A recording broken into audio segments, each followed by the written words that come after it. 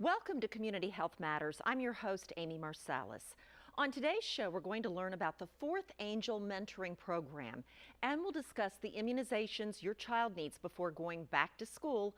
All of that coming up next on Community Health Matters.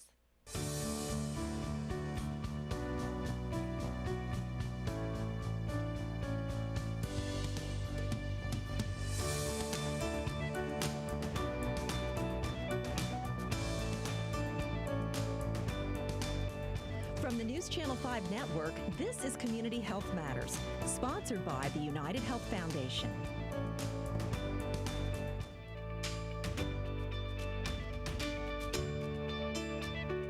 I am beyond thrilled to have our guests today, Daniel Hart and Scott Hamilton, to talk about Scott's journey, your mission, both of you together, how you've teamed together, and I assume most of you watching know who this guy is. He's everywhere. Scott Hamilton, Olympic figure skater, who now is sharing his journey of cancer and helping so many other patients along the way. You just have this gift that keeps giving and giving, Scott. It's amazing. Well, it's called a unique hobby of collecting life-threatening illness. Oh, darn, you stole my line. I was going to quote you. Well, it's, you know, the more you do things, the more you understand it. And I've always been one of those where I lost my mother to cancer, and so when I was diagnosed 20 years later, it was, how do you do this? You know, I've always been coached, I've always been prepared, I've always been given what I've needed to be able to do battle, you know, when I needed to do it. But when you step into the cancer world, it's sort of a step in the dark, and you feel isolated, you feel, you know, you don't really have any gauge of how you're doing, you depend on other people to tell you instead of kind of understanding. So when I went through my cancer, I just sort of paid attention, and I saw what was going on in the cancer community and what wasn't, and I decided that I needed to begin something that could solve those issues of what was missing in the cancer community. Bring us up to date, and Daniel Hart, we are going to be talking to you at length too about your care. If I let you have a word in. We promise you'll hear from Daniel too. Yeah. But Daniel, and your care everywhere, we'll bring you into this in just a second, but I also don't want to assume that people have seen you everywhere talking about your journey or maybe reading a book, but tell us, because we really are interested in your health and how you are right now. Would you share some of, because I know you've vigilant. Vigilant. You know, that's the key, is vigilance. It's, if you get to something earlier, you know, the statistics are alarming. 1 in 2 men will be diagnosed with cancer in their lifetime. 1 in 3 women will be diagnosed with cancer in their lifetime. 1 in 4 will lose their battle of those. And then if you think about 90%, if detected early, of all cancers, they're treatable and you can go back to your life. So, you know, I have this hobby of collecting things. And so I had cancer in 97, a brain tumor in 2004, a brain tumor in 2010, and a brain tumor in 2017. And I'm just remaining vigilant, keeping an eye on things, understanding what my options are. And that's kind of where I really want to you know, inspire patients and people that are you know, may have a family history of illness. Know what's going on with your body as best you can at all times. And then if something were to go left instead of right, you'll be able to deal with it earlier, better, faster, and your quality of life will be protected. You're testament to that. So Daniel, tell us a little bit about your care everywhere and the circumstances under which the two of you met. Sure. Well, first, thank you for having us today. It's an honor to be here with Scott. Your Care Everywhere is the new health and wellness content site that our company MedHost started in 2015. MedHost has been in the healthcare technology market here in Nashville for over 30 years. But the primary aim of Your Care Everywhere is really to create an innovative, compelling online tool for people to use as a healthcare home. We live in an industry where there's a lot of fragmentation of data, patient portals for a lot of different venues of care. We wanted to create a tool that basically allowed users to aggregate key information in one place. And really at the core of Your Care Everywhere is content, and we've got over 30,000 pieces of health and wellness content, writers, expert columnists, bloggers, et cetera, that help us craft meaningful and trusted and reliable information for the healthcare consumer today. And that's really our mission, is to make sure that we've got very fact-based, non-sensational information that one can use to inform their healthcare journey. We were lucky enough to meet Scott this spring when we did a feature within a new section of our site called I Give Beyond, which really honors and features healthcare heroes in our community. And we thought, what better person to highlight than Scott, given all of his accomplishments and what he's overcome and what he's giving back to the community today. So we were very fortunate to sit down and do a 2-hour interview with Scott, which turned into a 7-part video series. He was very generous with his time, and we were just honored to do it and glad to be able to promote what we know is important to him, which is his foundation. And again, that dovetails right into the founding of the foundation, the Scott Hamilton Cares Foundation. I know that you also are involved and founded this Fourth Angel mentoring program, or work with Cleveland Clinic in that program. Well, the CARES stands for the Cancer Alliance for Research, Education, Survivorship. Cancer is a really broad subject, you know, and there's a lot of different areas that really need attention. Research is where we're really focused now, but the alliance part of it has been really terrific, you know, and York Everywhere is a part of that alliance. So when you look at, you know, education, survivorship, when I was diagnosed, my goodness, you know, the internet was just like the biggest, the best place you can get anything you want, and it's really great, and just go on and just type it in, and it's right. Well, what I got when I typed in testicular cancer was websites that were written for, you know, like medical students, physicians. There were 12-syllable words, sometimes 2 to a sentence in this paper. And I was like, this doesn't help me at all. Intimidating, So scary. there's a lot of people out there like me that really are hungry for the information. Let me know what I'm up against, and then the information is comfort, the information is power, and I'm better like prepared for what's in front of me. Nothing like that existed. So I realized in the education survivorship piece, there were really amazing opportunities to create content, create community, and create portals for people to really be able to get what they needed. Chemocare.com was a huge undertaking. That's a one-stop shop for anything you need about chemotherapy, how it's administered, the drugs. Every single chemotherapy drug is listed, and in 8th grade English and Spanish. But you know, the main one was I felt totally alone, totally isolated, and I was flying blind. And so I realized that everyone going through cancer like me probably felt that way. So I created, with the Cleveland Clinic, the Fourth Angel Mentoring Program. And the idea behind it is your first angel is your oncologist, your second angel is your oncology nurse, your third angel is your friends and family. There is no fourth angel. And the fourth angel is someone who's been there, done that can mentor you, life coach you, inspire you, be a role model in your journey. And it's great when you really hit the wall, because I hit it round 3 of chemo, to know that round 3 is a trap. And you're not going to hear that from anyone except someone who's been there, done that. So the been there, done that piece of Fourth Angel is just, you know, once someone's been mentored, they want to be a mentor. And another person's mentored, they want to be a mentor. So it's doing this, and it's almost to the point where it's unmanageable. So in a good way, right? In a great way. It's in all 50 states. We have mentors in all 50 states. Europe. It's just this tiny little idea in Cleveland that's just done this, and it's not only extended to patients but caregivers, and now for pediatric caregivers. So okay, I want to get into more of this. We have more time. We'll just take a quick break, and we'll be right back. Don't go away.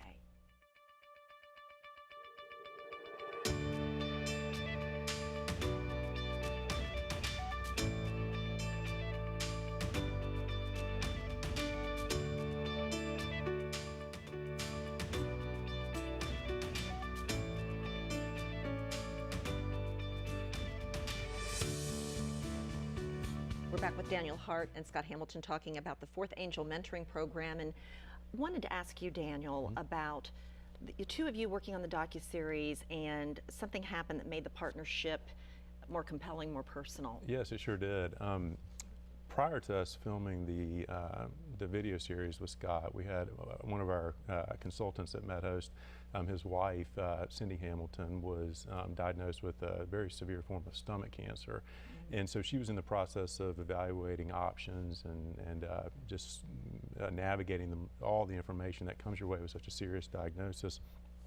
we did the interview with Scott, just heard so much about, what he had overcome and the Fourth Angel program in particular. And as we got back to the office that day, we, made the call to Ken and his wife Cindy to tell them about the Fourth Angel program and this what seemed to be a wonderful program around partnering people who had the same condition. And sure enough, within a week, Cindy was paired with a survivor of the same type of cancer, that she had, a 9-year survivor, and just it's been a real gift for her in terms of helping her navigate all the different puts and takes that are required as you go through the treatment, again, of such a serious diagnosis. And so as Scott touched on, that the doctors certainly can provide their input, the nurses can provide, family can provide the support, but having someone who's really walked in your shoes, I think has really been invaluable for Cindy, and really given her the resolve and will to fight, and just very happy to say that she's making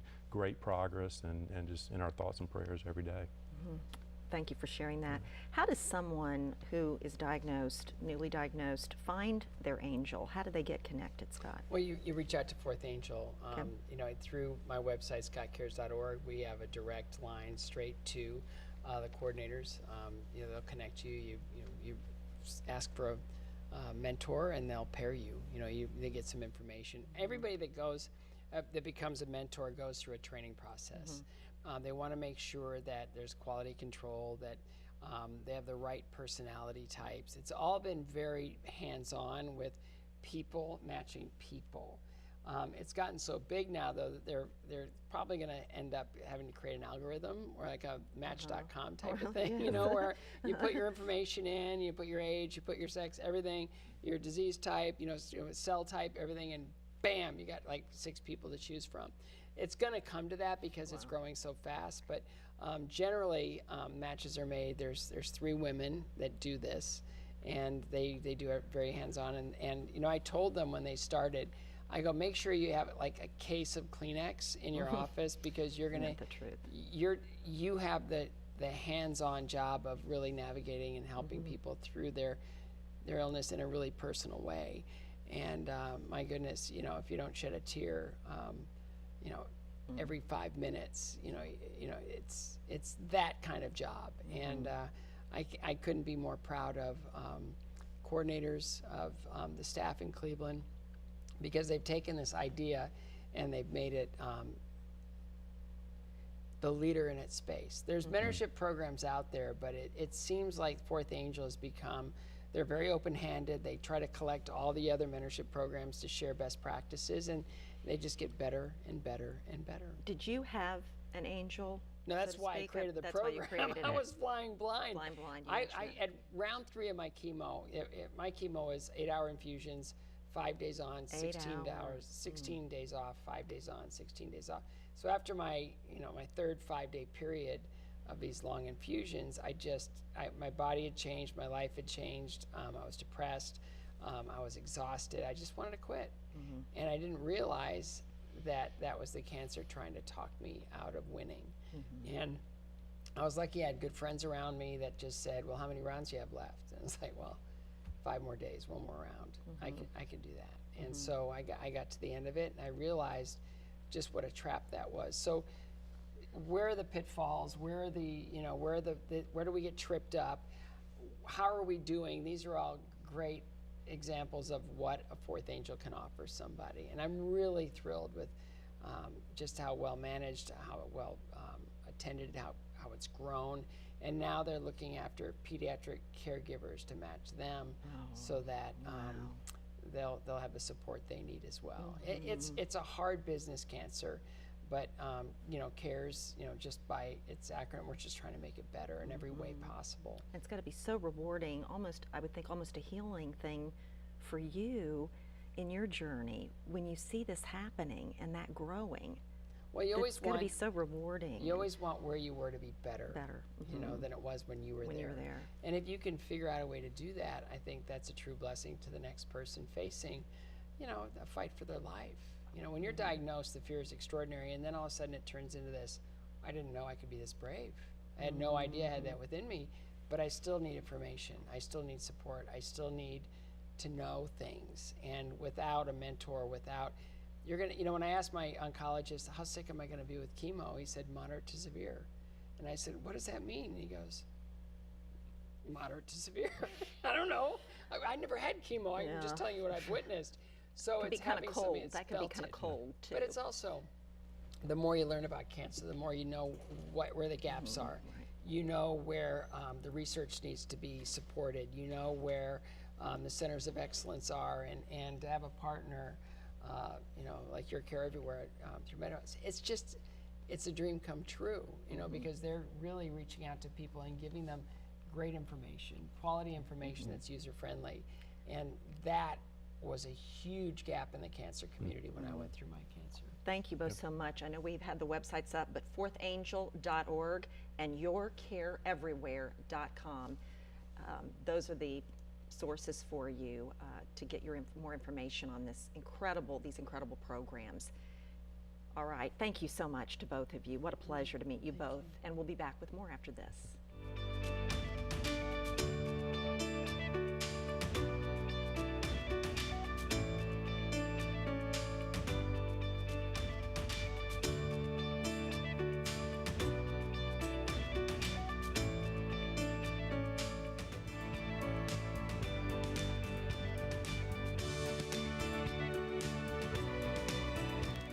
Did you realize that you need an official Tennessee certificate, I know you know this, of immunization required for entry into school?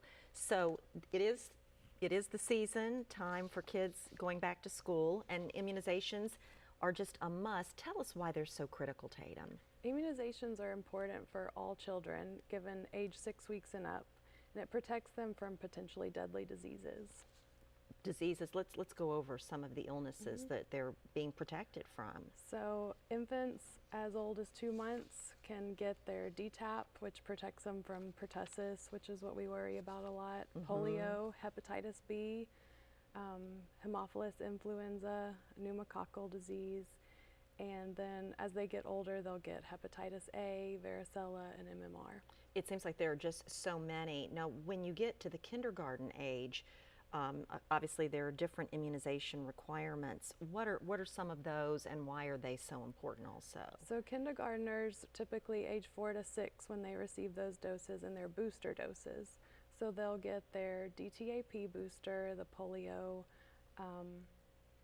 hepatitis A, if they've not previously completed that series as an infant. Okay. And then they'll get the MMR and the varicella, which is chickenpox. The MMR, I'm reading on the screen, the measles, mumps, and rubella, of course. And what's the next to the last one? The varicella? Varicella, that's the chickenpox. Chickenpox one, okay. All right, we're talking a little bit before we started the interview about the numerous vaccines that kids have to have today, and it seems like they have increased over the years. Is that my imagination, or are the requirements going up for more and more immunizations? Right, and it's not just we want to, inject the kids so many times. We just want to protect them from these diseases, and we're finding that, the booster dose at 4 may kind of wear off later, so that's why the 7th graders are required to get the Tdap, which is the booster dose of tetanus, diphtheria, and pertussis. And we even recommend that vaccine for new moms and dads and grandparents to protect the newborn who can't be vaccinated for several weeks so that they don't get exposed to a disease. In case there's someone around them in the household or when they're out and about. Because adults can have pertussis and maybe not know it, and then the infant, the newborn baby, could get the disease, and it's very, very possibly deadly for newborns. So very critical. Can the children can survive? They can. They can recover, but they have long-term effects. Really? Do you see that much today in this city? Surprisingly, we do still see these vaccine-preventable diseases. You do? And we have a whole program at the health department that monitors that, and we go out and respond to any kind of active case. Okay, so are there educational programs? I would think there would be through Metro Health to educate people throughout our area, Middle Tennessee. Can you tell me a little bit about that? Well, our immunization program goes out to all the private doctors and make sure they're storing and handling their vaccines correctly. We also have an outreach program that encourages parents to get their kids in for all their regular physicals. And of course, they're going to get their vaccines at that time too when they're needed. And then each time a parent brings their child in for shots, we give an information sheet on every vaccine that they receive. And it kind of goes over what the disease is, what the symptoms might be, what the side effects could be from the vaccine, and that kind of stuff. I see, and to allay fears and concerns. Yes. Okay.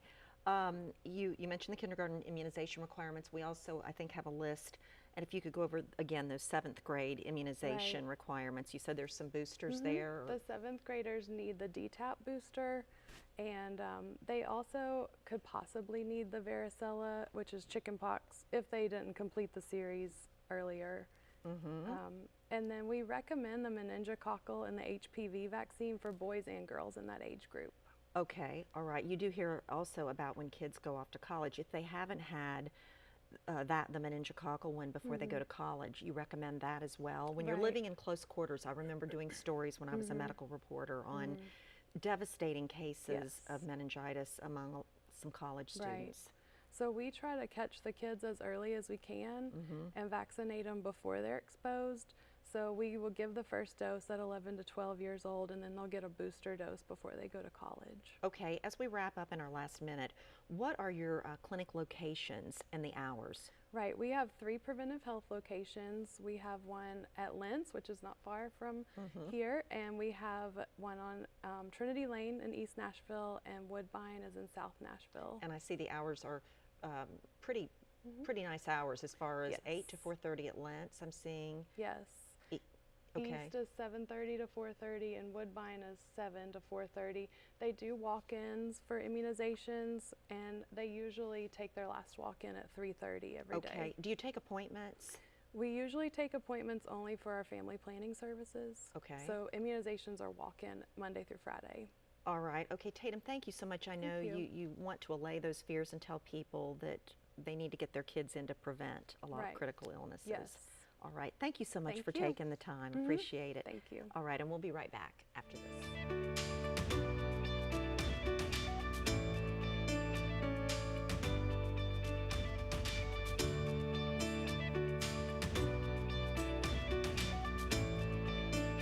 Thank you for watching Community Health Matters. Learn more ways to improve your health at mycommunityhealthmatters.org. And remember, here in Middle Tennessee, our community health matters.